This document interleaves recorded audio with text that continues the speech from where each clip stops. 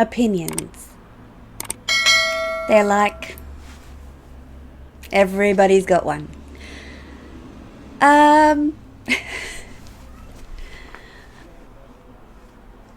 YouTube, social media makes it easy for people to express their opinions openly and to attract people who have similar opinions, or conversely to attract people who have different opinions.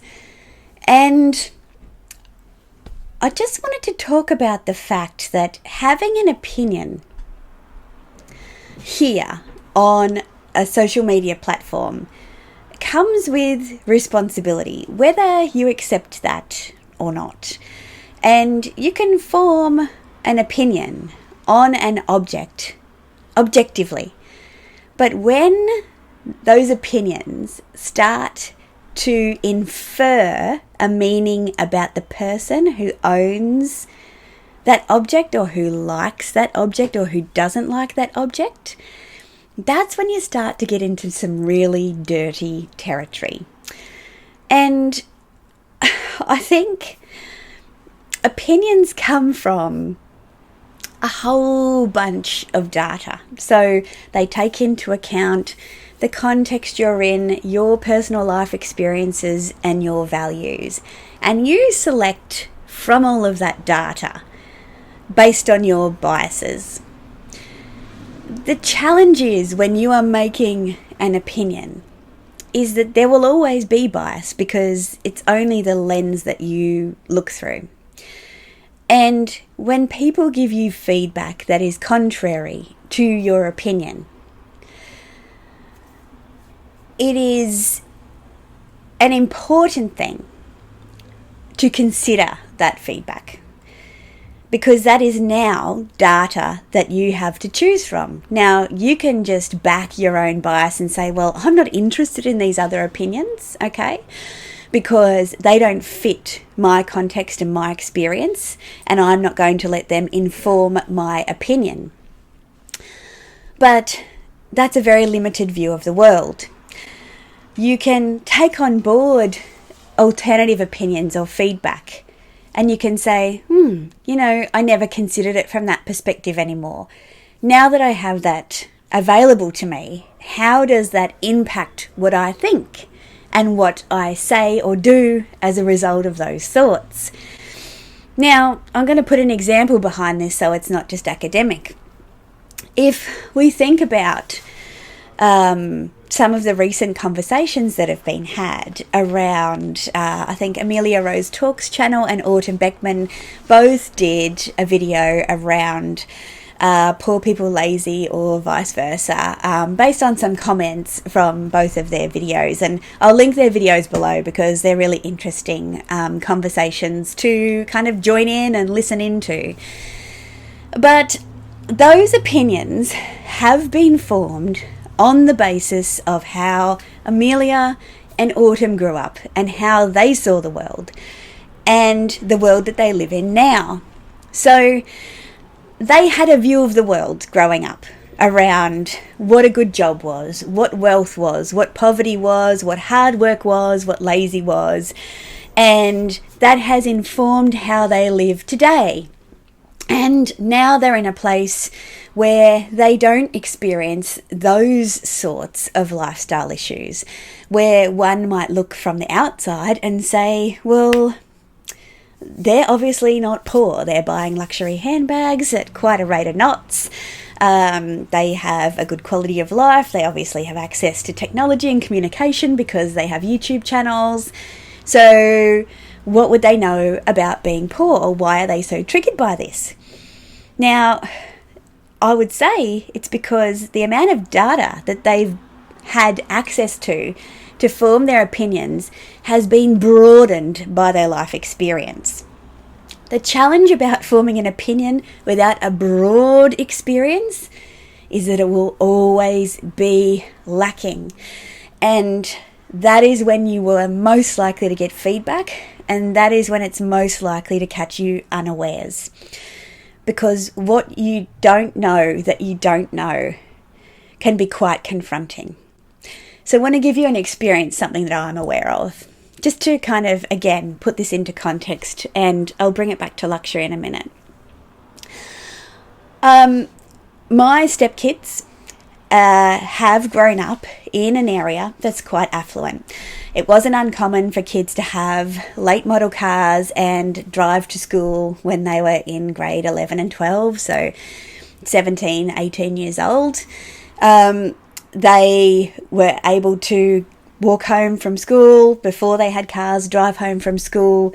Most of the time the house would be left unlocked. They would be able to go and play with their friends.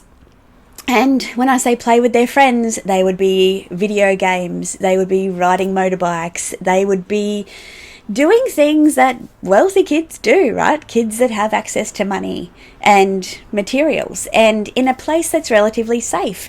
No one was worried about their kids walking home at night from school. Nobody was worried about where their kids were. If they said that they were sleeping over at a friend's house, they were, and they would have taken some clothes, or maybe they wouldn't, and you'll see them in the morning, like not a big deal. Now, one of the kids' friends went to study down here, actually, near Brisbane, and was studying to become a paramedic. Now, he went through all of his study and was very passionate about becoming a paramedic. He has graduated and he is in the job of a working paramedic.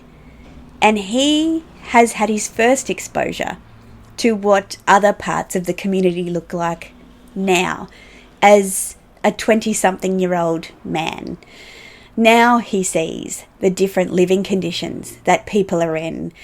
Now he sees how health can be taken for granted and how it can have such an impact on a person's quality of life and the richness of their life, not just in money, but their ability to participate in all of the things that life has to offer.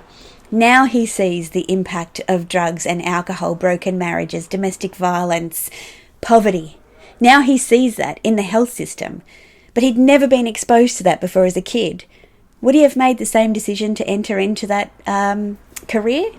He says, it's been so confronting, it's not what I expected. Now, you can apply that to a lot of professions, people that work in law, people that work in government, people that work in government departments like education and health. It is confronting to see something that is not familiar to you, but it informs your views in a very different way than if you are ignorant to it. So let's swing this back to luxury conversation for a minute.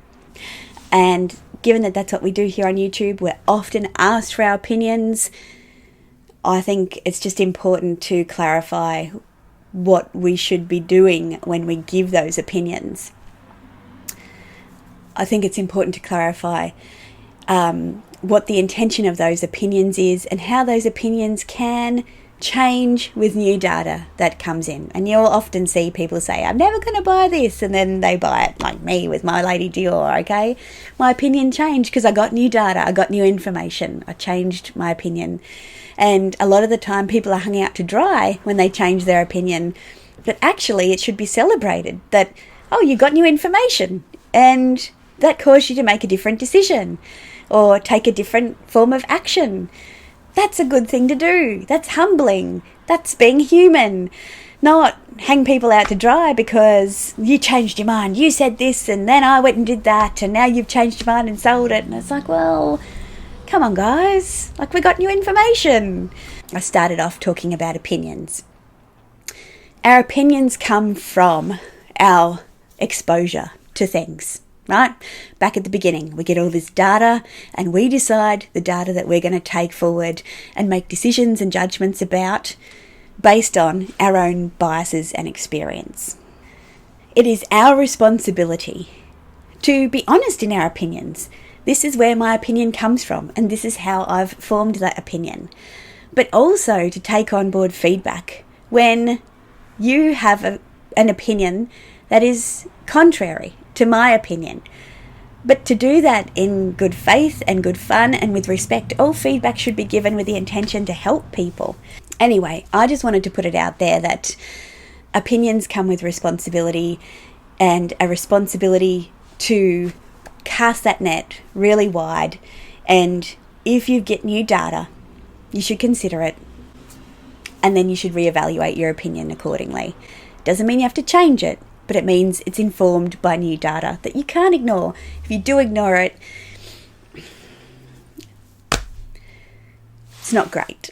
It's not a good thing to do, in my opinion. So I'm going to leave it at that. It's a weird video to make, but I feel like I just needed to talk about it. I realise it sounds quite academic. It doesn't need to be. I could have gone through the ladder of inference with you, and systems thinking, and positive psychology, and cognitive behavioural therapy, and all of that jazz. But that's not what it's about. It's just about people relating to each other through opinion. Anyway, I'm just going to leave it at that. Opinions. Everyone's got one. What are you going to do with yours?